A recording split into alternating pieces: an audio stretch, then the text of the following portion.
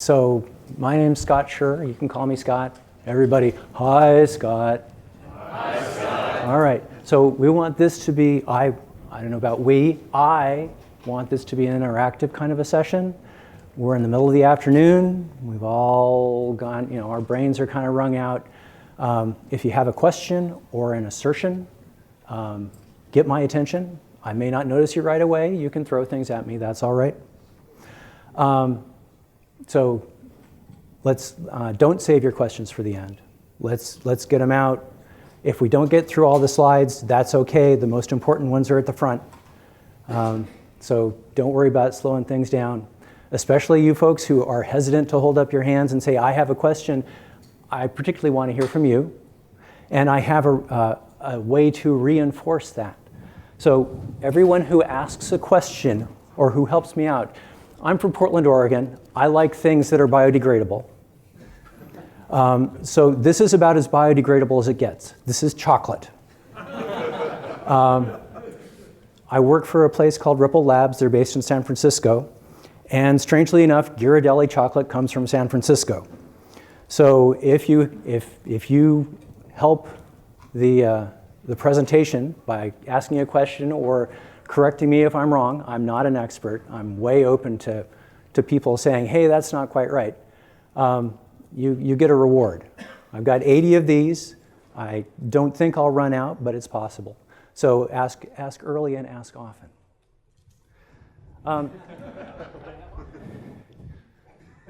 So I want to talk about Constexpr. So there are two parts. There's a question. You get chocolate right away. Yeah, what does Lone Star Concrete Company had to do with Constexpr? What does Lone Star Concrete Company. Oh, what does the loan? So The slide before. I need to pass this chocolate back. Can you pass that chocolate back? Thanks. So the concrete company, there are a number of pictures in here, and most of them relate to concrete or stone or something like that. And that's because, and we'll get more into this, Constexpr is all about finding values or things at compile time. At least that's my take on it. That's what I find to be valuable about Constexpr. Constexpr is not only a compile time thing, and we'll get into those details later on. But the thing that I think is cool about it is what it allows you to do at compile time without having to do template metaprogramming, which I have tried and I've occasionally succeeded, but this is way easier in my opinion. So let's get started. More concrete. So Constexpr, what an odd word. Why would someone use this word? I think partly it was something that they could introduce into the language that nobody else had used yet, because there's this problem with keywords that you don't want to put in a keyword that somebody else has already used. So yeah, it's a really odd word, but it's kind of this oddball contraction of constant expression. So that's what we're going to end up talking about, is constant expressions. Constexpr allows you to evaluate expressions at compile time.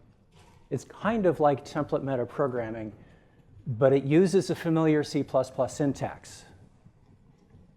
So it's easier to maintain. You don't have to be a freaking expert in order to figure this stuff out. A lot of it reads like, well, depending on whether you're dealing with C++ 11 or C++ 14, it's pretty much standard C++ code, which is something I think is really nifty.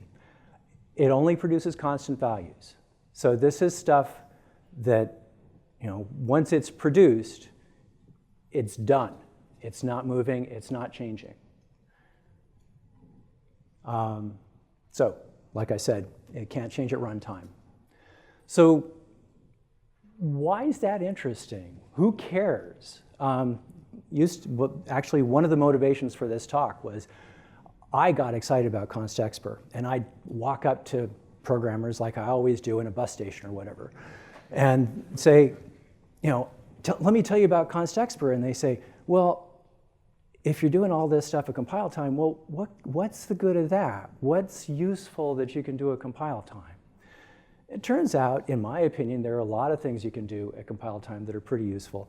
Some of that is because of my background as an embedded developer. I did embedded developing for quite a number of years. And the more stuff you can do ahead, the less, the errors are caught early. The errors are caught at compile time, which is the very best possible time. Your footprint is smaller, and probably I'm getting way ahead of my, all right, so no runtime cost. When that value is already present in your image, you're not computing it at runtime. Your compiler did that work for you. You've reduced your executable footprint, which most people don't care about, but if you're doing embedded development or a constrained platform, this can make a big difference. And probably the most important part is whenever you can, and I'm not saying Constexpr solves all problems. Constexpr is a very specific kind of a thing. You can't do everything at compile time for most problems. That's fine, I understand that. But there are things that you can do at compile time. And if you can, my position is that you should. So the things that you can find at compile time, you're way ahead if you can find those errors, if you can find whatever the problem is, if you can find that at compile time, you just made a big win.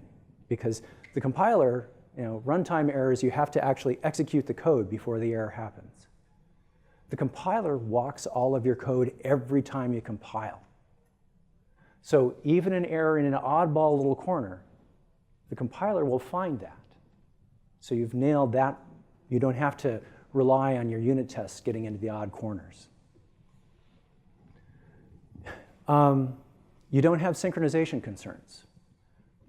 This is sort of a setup for my talk tomorrow, which I hope some of you will attend. But if you build containers at runtime and you happen to know what all of those values are going to be, then there's often a synchronization problem. As you build that container, if it contains a vector or whatever, if there's a race, folks getting into that container, then you have to do all the synchronization work. You have to do your threads and locking and all that business. And why bother with that if you don't need to? So if you have a constant container, make it a Constexpr constant container. And now you don't have any races dealing with that container.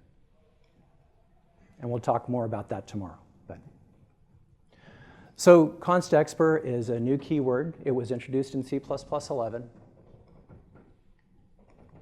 See if I can stop getting ahead of myself. So the keyword is applied in two different cases. One is when you're declaring a value or an object. And in that case, you say Constexpr int or whatever, and that says that it's going to be a literal type. The other thing you can do is you can use that Constexpr keyword for declaring functions and constructors. So those are the two situations where the Constexpr keyword is going to play into what you're up to and where you're going to want to drop that Constexpr keyword in. So the place we're going to spend most of our attention is on Constexpr functions later on. But probably the more important part is the Constexpr values. So we can make Constexpr values. It's easier if I look over here. So here we've declared a number of these values. Now, there's an interesting aspect to this slide. Every single one of those asserts is a static assert. That means that every one of those checks is happening at compile time. And if the compiler is not happy with the result, it will stop you at compile time. If there's a problem, it will not get into production. You won't even finish compiling. You won't get an object file. So even though we're going to be talking about Constexpr code a lot, it's the Constexpr keyword on the value that's the most important part. That's what's going to stop you. Yes? I'm just going to throw in here, because these are the simple examples. What's the difference between slapping Constexpr in const3 equals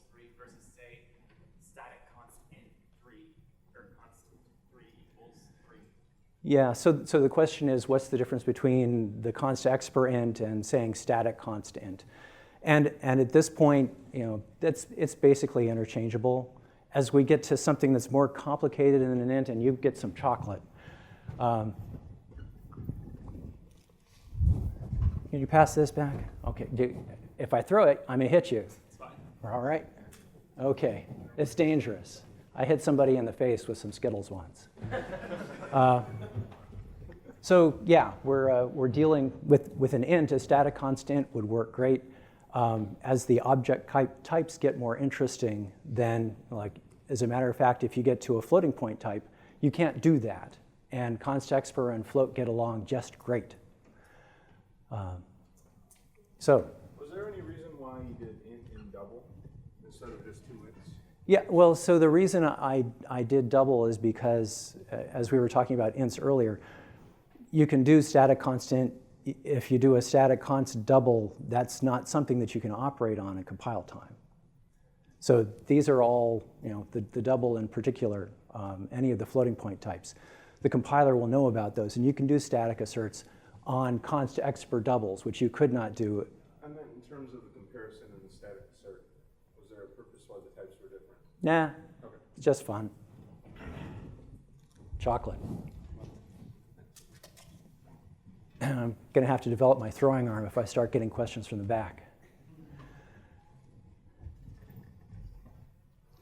So those are all data types that are at namespace scope. You can also put stuff inside of a function that pi in the function. So that's worth thinking about. If you have, how many of you have heard the phrase magic statics? Yeah, okay. So it's around. So I'm not going to spend a whole lot of time talking about this, but the fact that Constexpr pi, now, that's a constant, but if that were being computed with a Constexpr function, when you walk into the function, see, the compiler's job is to make sure that that value is initialized before the function executes. And that means it has, as long as it gets initialized, it doesn't matter. So oftentimes there are, if you have a function that has, is used in a multi-threaded situation, there have previously, before C++ 11 or 14 or something like that, there were race conditions where you could have a function where you'd enter into the function, the static variable hadn't been initialized yet, it would start initializing, somebody else would race in. And now that's all being protected. If you're using a modern compiler, the compilers are effectively doing locks in order to prevent that from happening. Well, if you do it with Constexpr, nobody needs a lock because the value is determined at compile time. It's all set to go. Yes? So at this point, this might fall into the same category as the static. What would the difference or advantage to Constexpr be here as opposed to, say, pound define const_3? Yeah. Yeah, so the question was, what's the advantage of Constexpr versus a static const? And in this particular case, because it's a floating point number, we can initialize that very easily. So it's no value yet. Let's wait until we compute a value. And in that case, isn't there value though? Here. Because if you're using a pound space define, you have, Hey, good catch. that would be, you have multiple, every single time it's called, you can have multiple Yeah. copies essentially. You only have one. Yeah. So the question is there not? Let's see if I can. In every translation unit with a pound space define, you're going to have a different copy, right, of that read-only value. I think with the macro that you will. Well, okay. Yeah, but yeah. So let's not deal with a macro, but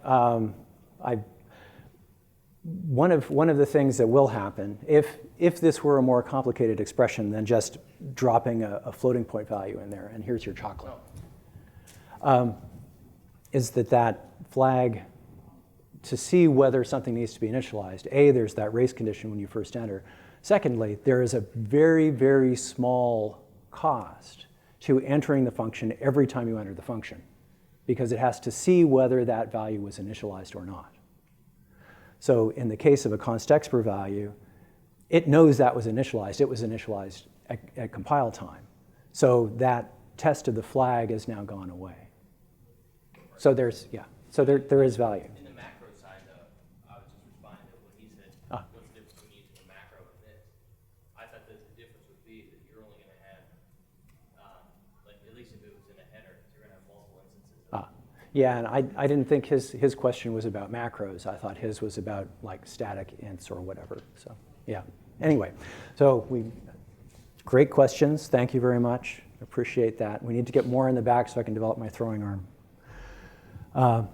So you can also declare static data members of literal types inside of a struct.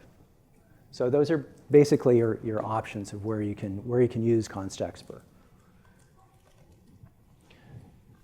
So, yes. Does it actually matter whether it's static or not static because it's a constant? So it doesn't. In the struct, Does it add to the size of the struct? let's see. Oh, we'll get there. This is the question. So inside of the struct, that has to be static because it's going to be constant. So it's true for all instances of that struct. So you can't have a non-static member that's also Constexpr. Okay, and you get chocolate.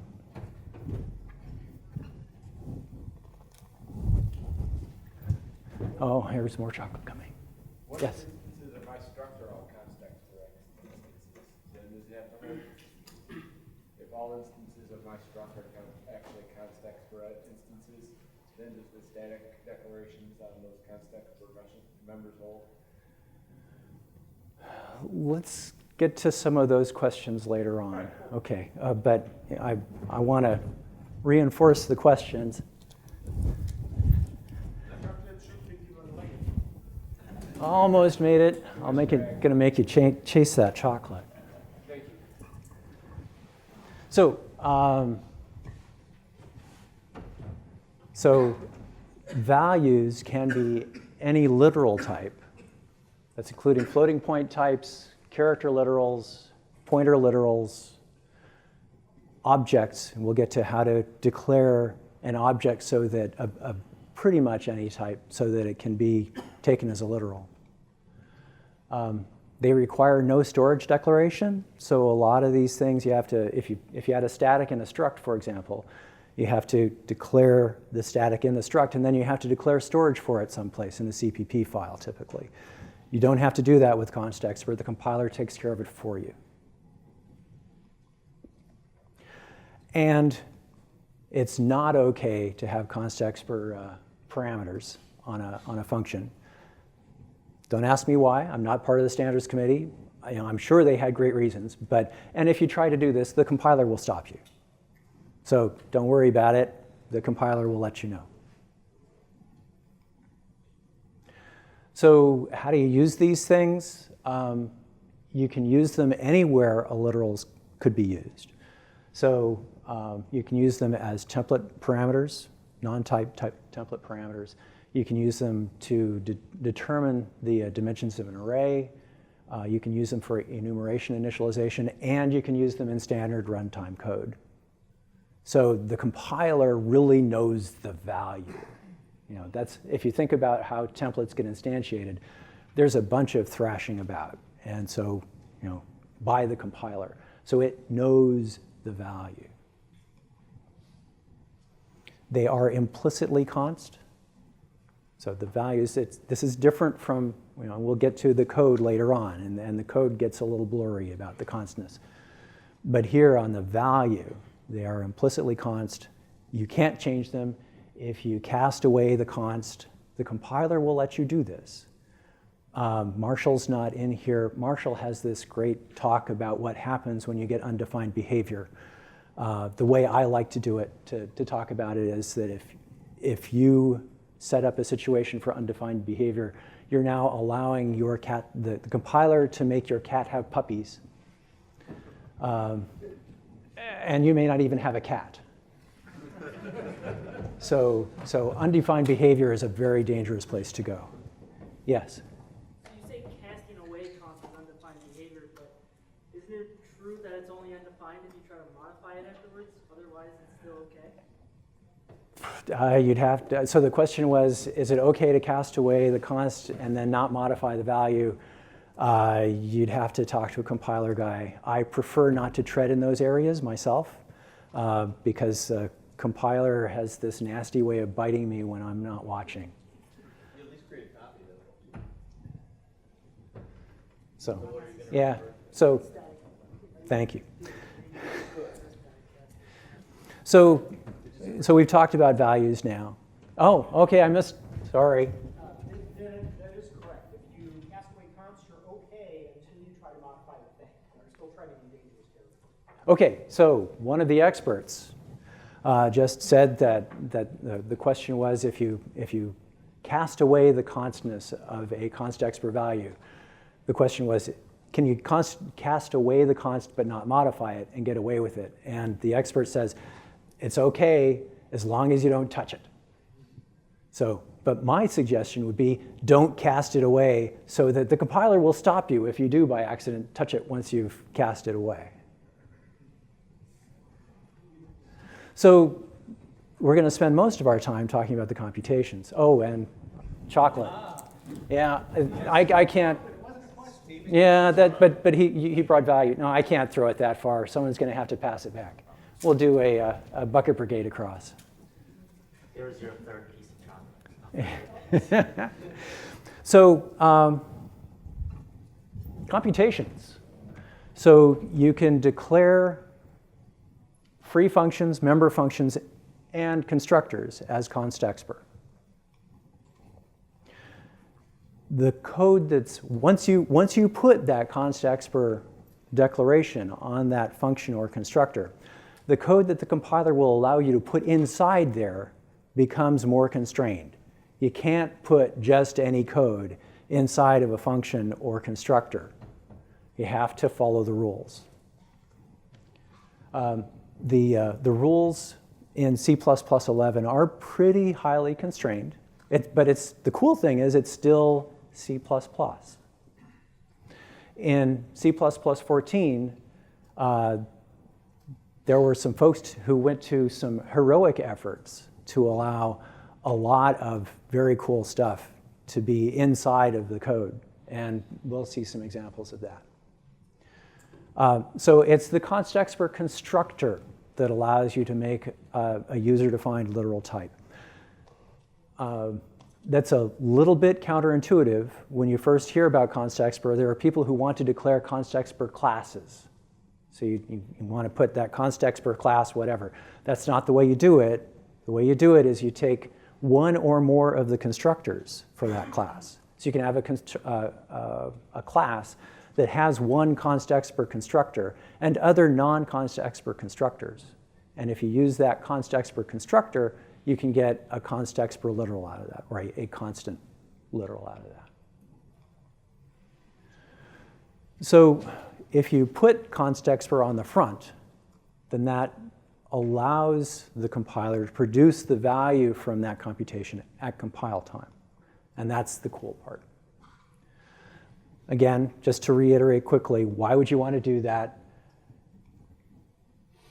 Because you can reduce your runtime execution time, you can reduce the program footprint because you no longer have to include the code that produces the value.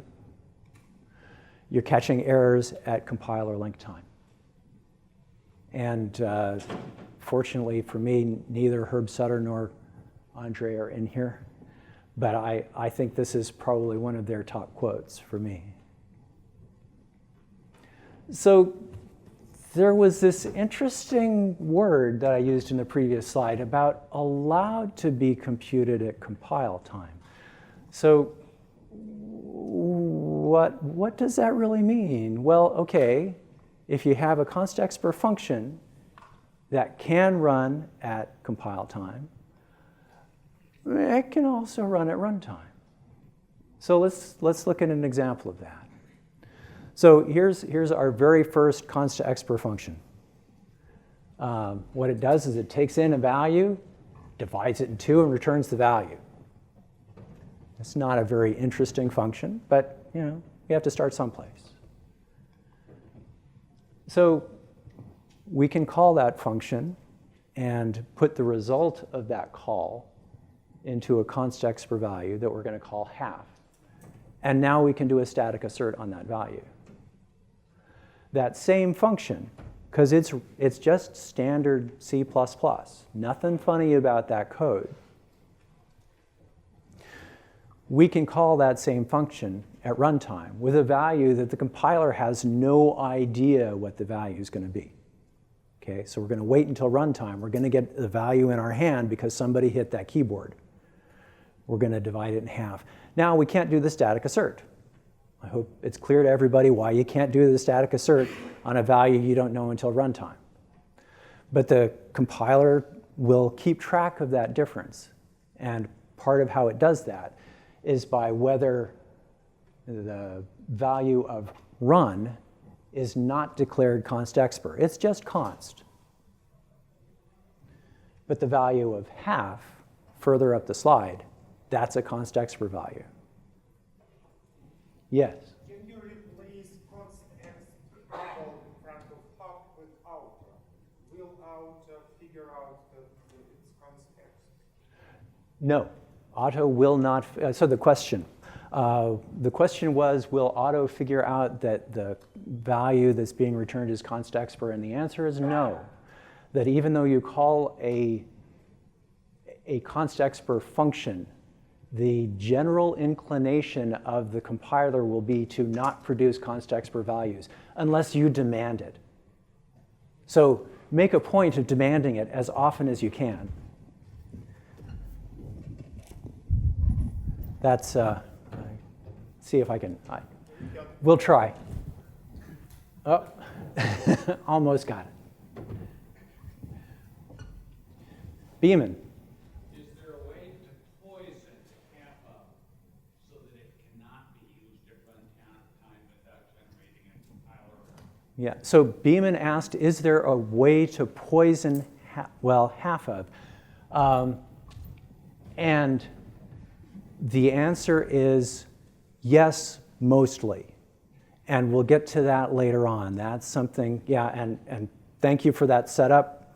Yeah, we're going to have to bucket brigade the chocolate back on this one. Here, so this is going back. Question? We have something like return value optimization, where you pass. Could you speak up and try it again? There is something called return value optimization, where you pass classes as the first argument or pointer to it. Though they told me that if you return a const value, that doesn't work. Will the implicit const also prevent this? So I think the question is whether any of the stuff that we're seeing here is going to prevent the return value optimization from working. And if you declare a Constexpr value, then nothing at runtime, nothing gets returned. It's already there. So you're better off than you would be if you had the return value optimization. Yeah, that's the case where you do it at compile time. But Yes. for the case where you do it at runtime, like the second part of the example. So the way a function supports, okay.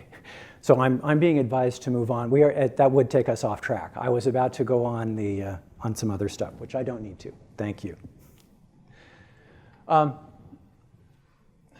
Okay, so we have Constexpr evaluation. It may be at runtime. To force that translation to happen at, or that evaluation to happen during translation, there are two ways within the standard to do that. One is to declare the value that receives, and it's going slower than I thought, the value that receives it as Constexpr. That's my favorite way to do it, because if you look at it, you can see what's going on, and you know that the compiler is going to put it there. The next one is to use it where a literal is required by the compiler. And this means that you have to be a little bit more aware of, when does the compiler have to know this. For array boundaries, this is pretty obvious. If you're using it for a template parameter, this is pretty obvious. There are some other places where it's not quite as obvious. But if the compiler says, I have to know this value now, it will insist on it.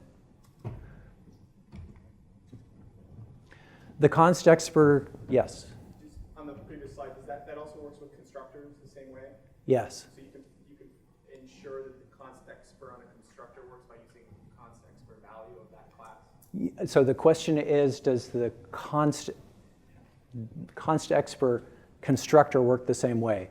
And the answer is yes, that if you have an object with a Constexpr constructor and the value that is being constructed is declared as Constexpr, it will be determined at compile time, or the compiler will tell you it can't determine it. So you either get a valid value out of it, or you get a compiler error. So good question, and you get some chocolate. And I can't throw it that far. Could you pass that back? Thank you.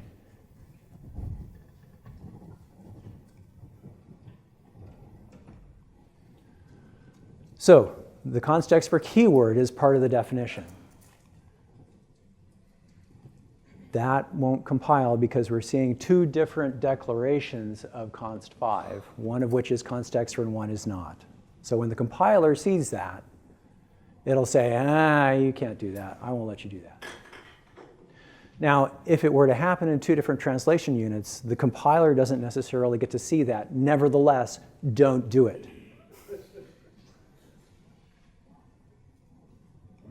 Yes? So is it Constexpr part of the function or the part of the return type? And the question is, can I find the normal reference to the return of function? Yeah, so the question is, I think, is the Constexpr part of the declaration of the function? Like, is it more like, is it also part of the return type? Can I bind to non-const reference? So the Constexpr is not part of the return type, because either a constant value or a non-constant value can be returned. So, okay. All right, so they are implicitly inlined. The compiler has to be able to see the definition of the function before anybody invokes it. There are a couple of interesting rules regarding Constexpr and floating point. And yeah. So this one's really interesting, that if you have a floating point value or a floating point thing that's being computed by your compiler, you can run that computation at runtime. You can run that computation at compile time. The compiler is not guaranteed to produce the same result from both of those computations. Does anybody have an idea why? Yes? Your code might be cross-compiled. So when you do the calculation at runtime, you might not have the same width for floating point, or it might do the calculation differently if it has optimization stable. Perfect. So the issue is that if you're cross-compiling, your floating point units may be different. So the standards folks gave themselves an appropriate out, saying, if this, we can't guarantee this. We encourage compiler vendors to do the right thing and produce the same value, but they can't guarantee it. So just to be aware, if you're doing floating point computations at compile time, in particular, the ones that are done at compile time, if you're cross-compiling and you have a heavy-duty processor and you're running on some kind of a wimpy processor, the wimpy processor may not give you as good a results, good in quotes, depending on what you consider to be good. The results could be different because the wimpier compiler is going to struggle a little bit more and maybe allow a little bit furrier results. Yes? In the case you do lose your, I guess, precision would be the correct term. Yeah. Where do you lose the precision? I would assume off the tail end. Yeah, so the question is, where do you lose your precision? And the answer is it's entirely implementation dependent. So you're in the hands of your compiler vendor. Yes? So I can't speak for the breadth of compilers in the world, but I know that GCC has put a lot of time and effort into the software floating point library to attempt to be as accurate as possible in the system. Yeah. So from one of our GCC experts in the back, he says that GCC at least, so heads up, I'm going to be sending some chocolate back. I can't throw it that far. So send that back. The GCC folks have been working hard at trying to keep those aligned. And it looks like there's another question back there. Just a comment on your comment. Even with a perfect floating point emulator for the cross compiler, you still got the issue that you can set the rounding mode at runtime. And so there's no way. Okay, and so Howard gets chocolate for that for sure. More chocolate going back, heads up. So the point was that you can change the way your floating point unit works, your rounding implementation or whatever, at runtime. So you can't guarantee under any circumstance, even with a marvelous simulation, that the floating point computation is going to be exactly the same. So the other thing that's interesting, a lot of folks who do floating point computations do that by looking inside of the raw floating point literal and crawling around in the bits, because there's this exponential characteristic of most floating point implementations, and people take advantage of that. And Constexpr will not let you look inside. I've tried. There may be people who are more clever than I am, but I think the folks on the standard really nailed this one down. Somebody can tell me they've figured out how to do it, but they're doing their darndest to discourage you from looking at the bits. In part, that's a portability issue, because there's no guarantee that some processor's representation is going to be IEEE anything. So, again, we're dealing with cross-compiling. I can give an example for that. We implemented Constexpr evaluation in Java for our IDE. So the parser, the C++ parser is written in Java. Oh, okay. We implement Constexpr evaluation in Java. Okay, so yeah. Using Java types for representing floating points and so on. Yeah, so Peter's saying that they're using, could you send this chocolate? I don't, sure. Yeah, thanks. Oh, it'll taste the same whether it's cracked or not. So Peter was saying they use a Java to run their IDE, and so they're computing floating point values for C++ in Java. So who knows what that representation is. So let's look at Constexpr in C++ 11. So what are the constraints on a C++ 11 Constexpr function? It can't be virtual. It has to return a literal type or a reference to a literal type. The parameters have to be literal types or references to literal types. And the body of the function is a single statement. One statement. That's it. And that statement has to be a return. Okay? So this is C++ 11. This is where it all starts. This is an important point to remember for later. Unevaluated sub-expressions are ignored. So what are we going to do with just a return statement? Ternary Well, okay, so we can do compound statements. We can do function calls. Oh yeah, somebody said something about the ternary operator.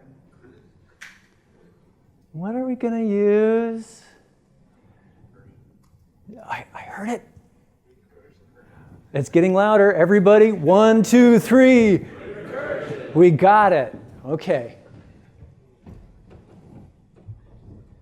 So, and we don't hand out chocolate to everybody for that one. So let's look at a function. So this is, we're going to do the power of a value, exponential value. And we're going to do this, we're going to code this so that we can determine a compile time. This is for C++ 11, Constexpr.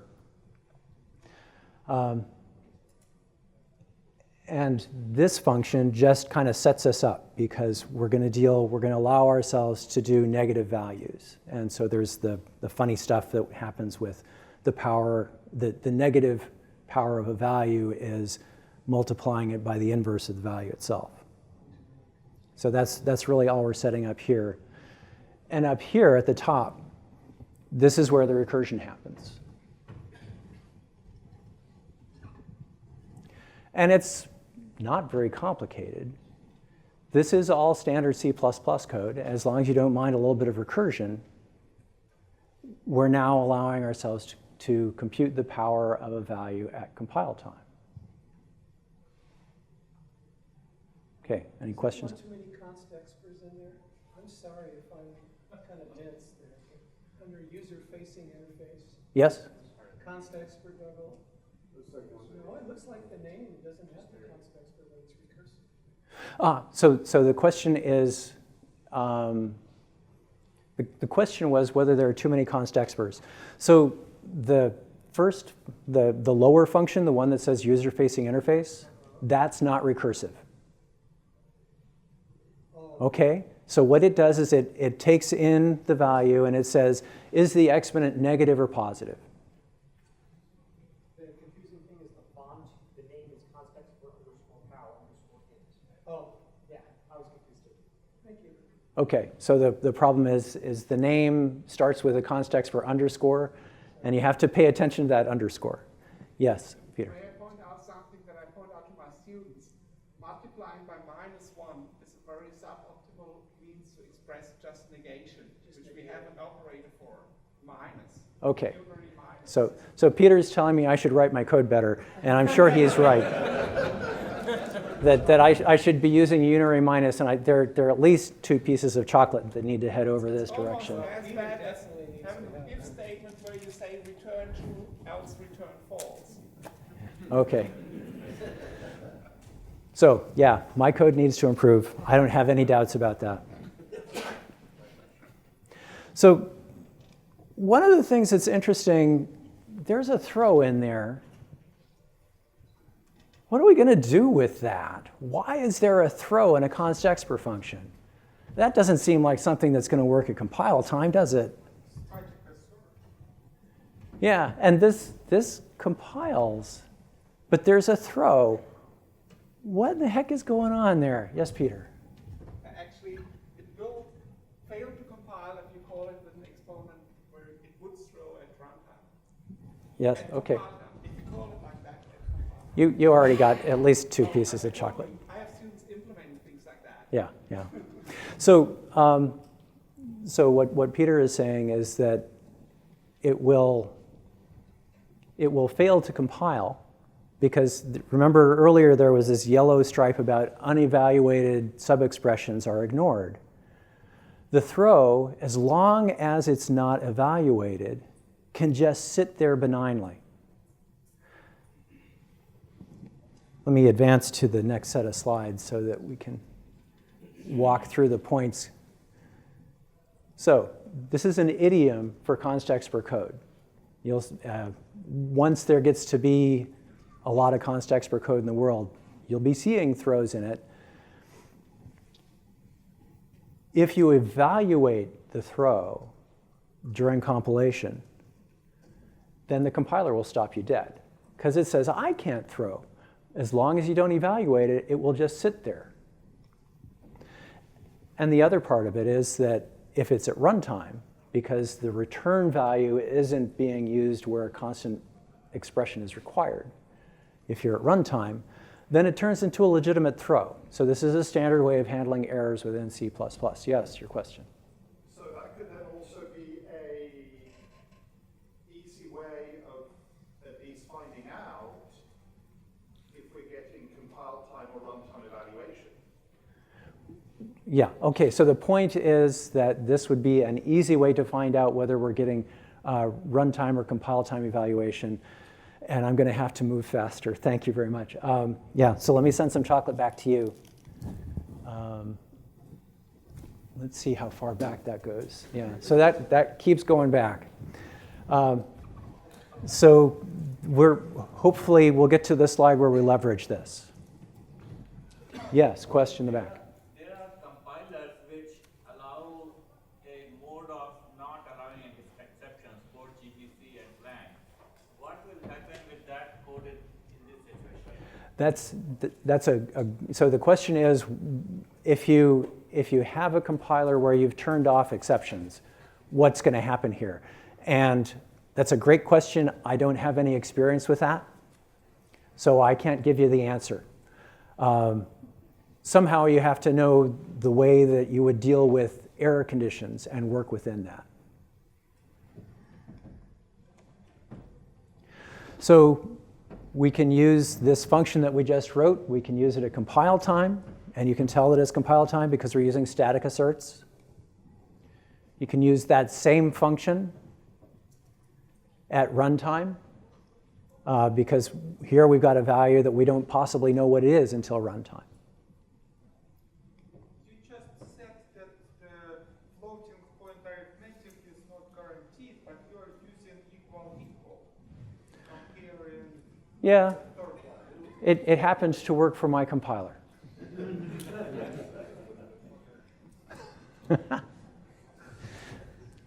So the point was I used equal on a floating point value. And yeah, it happened to work for my compiler. So a C++ 11 Constexpr constructor, the parameters have to be literals or references to literals. You can't have a function try block. The constructor body has to be empty, nothing in the constructor body in C++ 11. Basically, everything that's not static has to be initialized. Any constructor that is invoked by the object also has to be Constexpr. And every assignment in the initializer list has to be a constant expression. So when I think about the way C++ 11 Constexpr works, I see sort of little C++ interpreters running. There's a C++ interpreter that runs here on function A, and it invokes another copy of that interpreter when it figures out, or when it goes to function B, and then function B returns a value that gets consumed or passed along through function A to function C. So that's the way I think about it. You end up thinking like a functional programmer. So in C++ 11, Constexpr is pretty seriously constrained. But if you put some effort into it, you can do some cool stuff. So let's get to Constexpr in C++ 14. In C++ 11, it gives you the rules for what you can do. And C++ 14, they turned this on its head, and they said, what are the things we can't do? And the list is long here. I don't want you to memorize it. It's 2 pages of things, but it includes things like you can't do new, you can't do delete, you can't do throw, you can't do reinterpret cast, you can't do dynamic cast. But once you've gotten through that list, everything else is fair game. The rules are there to protect the interpreter. The interpreter doesn't want to be working on anything that it doesn't know what it is. So in the case of a Constexpr object, 10 minutes, boy. In the case of a Constexpr object, it has to get everything initialized up front. And then we'll see in Constexpr functions, you can actually modify those values in C++14. Okay. Mostly, it's like regular code. If you were to read it, it reads like regular C++.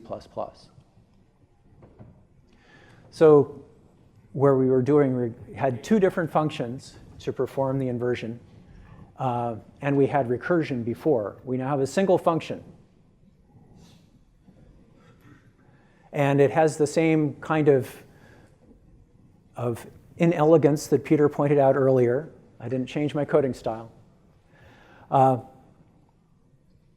So in C++14, this is much easier. And as in terms of maintaining it, it just gets a lot more straightforward. You don't need to read this code. It's exactly the same code we saw before. You use it in exactly the same way.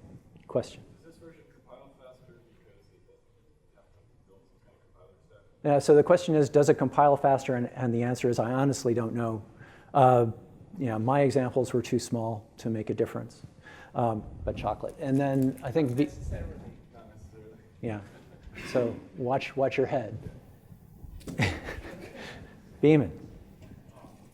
The long list is too long to memorize. If you violate that list, is every one of those causes a compile error? And that's why is that the reason you can totally ignore the list, because you'll soon be told about it? Yeah, so the question is, why did I not go through and carefully enumerate every entry in that list? And Beeman figured out my response to that is the reason I don't bother memorizing the list is because the compiler is going to hit me over the head if I try to do something wrong most of the time.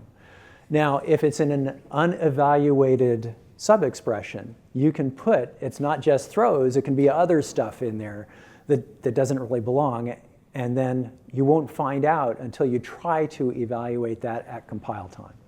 So it's not perfect, protection, but it's pretty good. It's pretty good. It's a long list of stuff, but the list makes sense to me. And Beeman, you already got some chocolate, right? Okay. We won't hit anybody else with the chocolate. So in C++14 Constexpr constructors, we can now put a body in. This makes a huge difference, having the body on the constructor. And then this list is basically saying initialize everything. Okay? So as long as you initialize everything, you can now put stuff in the body of the constructor. The way I think about again, I model this as a C++ interpreter. But that context has now grown. It's not each individual function has its own context. The context of lower functions knows something about what's happening above, that they're all producing a constant value. So you end up thinking like a C++ programmer who doesn't have new. And I can think like that. Maybe some of you can't, but it works well for me. So we have less than 10 minutes, and we're going to rip through compile time parsing as our example. So let's make a binary literal. They don't have a binary literal in C++ 11. Can we make one? Turns out yes. It's a single function. Yeah, it uses recursion. But this particular implementation allows you to put commas in your binary literal. So you don't want to spend too much time studying that. Well, let's just assume that I have tried that. It compiles, it runs. Here's some example code that uses that compile time binary literal. And I spent a bunch of time doing embedded development, and boy, wouldn't I have ever killed for a binary literal. Now, we've got it, we'll get to this, but it happens in C++14, but I really wanted this. So, oh, yeah, and it's worth pointing out that I can make a binary double. Not that that's extraordinarily useful, thank you. So let's solve that same problem in C++14. It's easier to code than it is in C++11, but it's not as useful because in C++14, the standards committee gave us that literal. So a round of applause for the standards committee here. Thank you very much. Thank you. Yes, my approval of the standards committee. And that's the way you would do the binary literal in C++14. But the code that, where we did it with recursion in C++11, this is very straightforward. And I'm probably just about out of time. The example code here is identical to the other example code. It runs exactly the same way. Is there a weakness in that particular implementation? Well, I was taking in a char star. Can we get rid of the problems of buffer overruns? Yeah. So here's, actually I stole this from CppReference.com. So certainly don't, go to CppReference.com and look at their Constexpr page. This example's sitting right there. So what it will do is it will take in a char, or a literal char array, determine the length, capture that at compile time, or in your Constexpr evaluation, and so limit yourself so that you can't walk off the end of your buffer. And this is how you would use that. So I'm probably just about out of time. Let's see how fast we can get through this. So limits on Constexpr. So there's an Annex B in the standard that has two statements regarding Constexpr that are really important. One is what are the minimum suggested number of recursive invocations that are allowed by Constexpr? That's 512.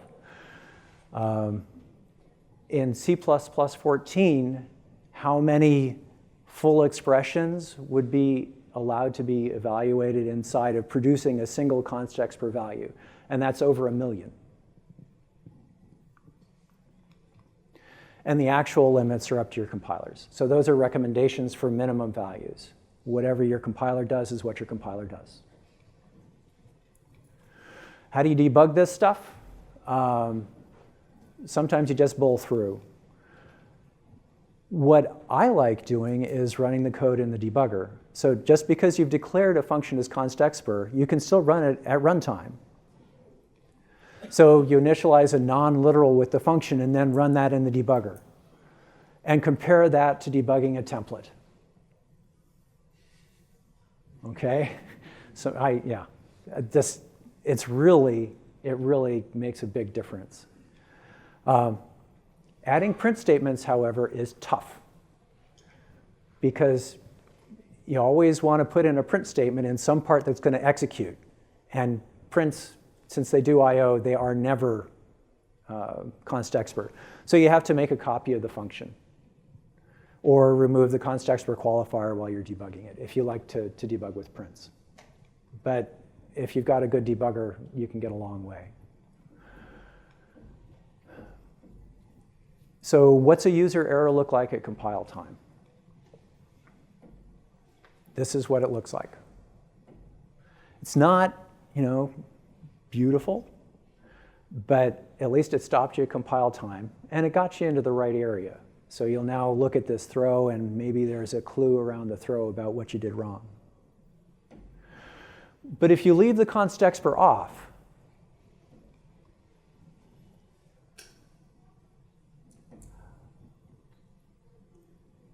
you'll get your throw. You won't get that error at compile time. It'll happen at runtime. Peter. I think you could have gotten away with the static assert, but then you cannot call your function at runtime. Right.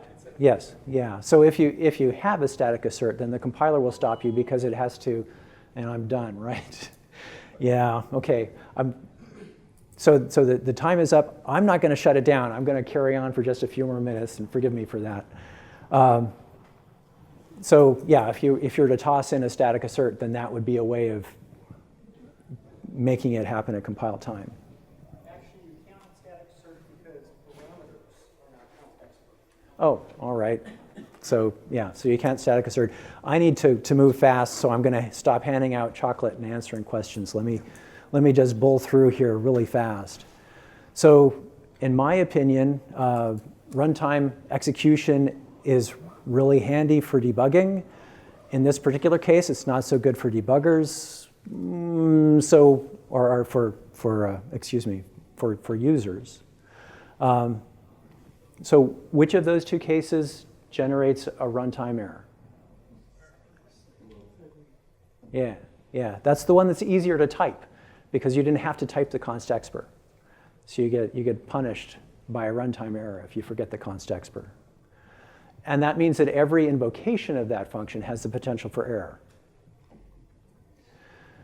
So very quickly, getting to Beeman's question from a long time ago, is there a way to poison a function? And there isn't within the standard, but we've got a hack that Howard helped me with, who's Howard Hinnant, who's sitting right next to Beeman. So what you can do under most circumstances is you can put an unresolved symbol in a throw. So the throw won't be evaluated. Here we've got an unresolved symbol, and we're dropping it into the throw. We're using it as the text for the throw. Because, and what you'll get out of that is rather than a compile time error, you'll get a link time error. So this is what you'll see.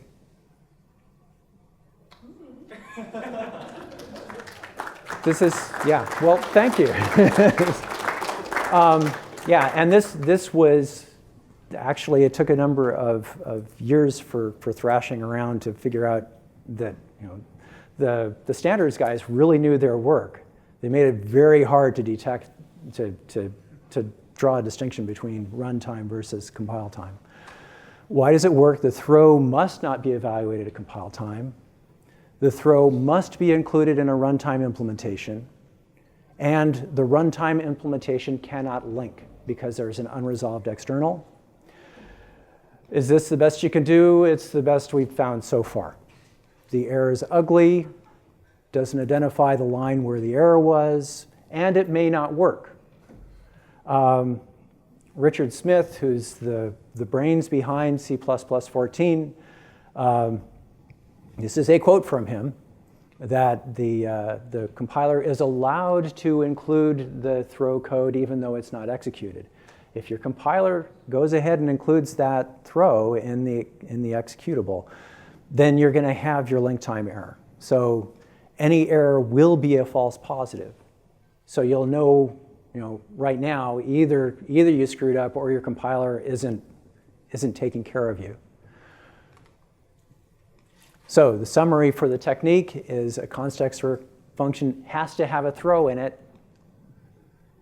You declare an unresolved external const char star, and then you reference it. And I've kept you guys over time. The next room is going to start. I got to call it quits. But thank you very much for attending.